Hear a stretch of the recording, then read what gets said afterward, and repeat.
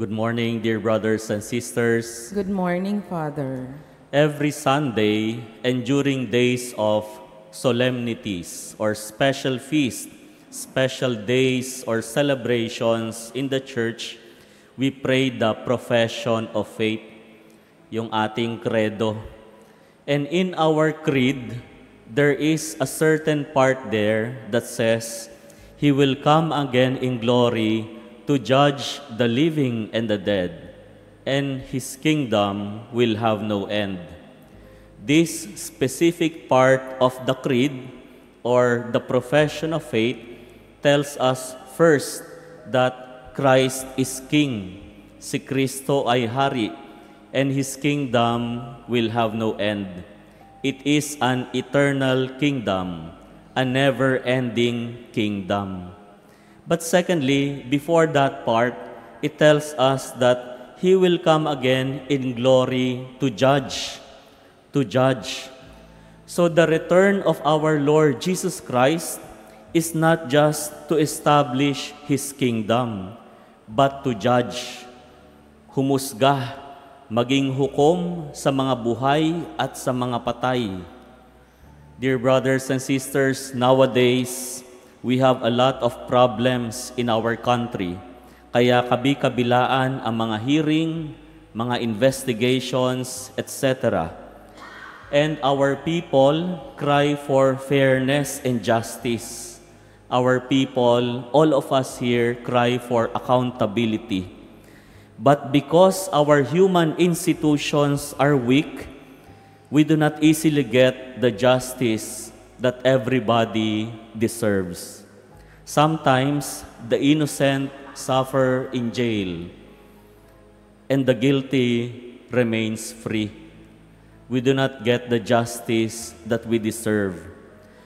But our gospel warns us and reminds us that it will not be so in the end of time. Because at the end of time, it is only God who is the ultimate judge. And because God sees the heart of each one of us, our judgment will be fair. Saint John of the Cross, si Juan de la Cruz, sabi niya, sa katapusan ng ating buhay, tayo ay huhusgahan sa pag-ibig. God will judge us in love.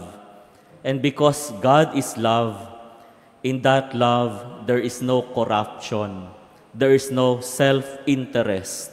Therefore, the judgment of love and in love will be fair for all. Wala nang madadaya, wala nang makapagtatago sa batas, wala nang maililigtas ng magagaling na mga abogado o ng marupok na hustisya. All of us will receive fair judgment based on our actions. Yung mga tupa, ihihiwalay sa mga kambing. And we ask ourselves, how did we treat our brothers and sisters? Or even better, how did we treat those in need? Kasi madali lang maging mabuti sa mga katulad natin, sa ating mga kamag-anak o sa ating mga kaibigan. Pero paano yung trato natin sa mga kapwa nating nangangailangan, silang mga kapuspalad? That is why in our gospel today, Jesus tells us, I was hungry, I was thirsty, I was naked, I was ill. In short, I was a person in need. At anong ginawa mo para sa akin?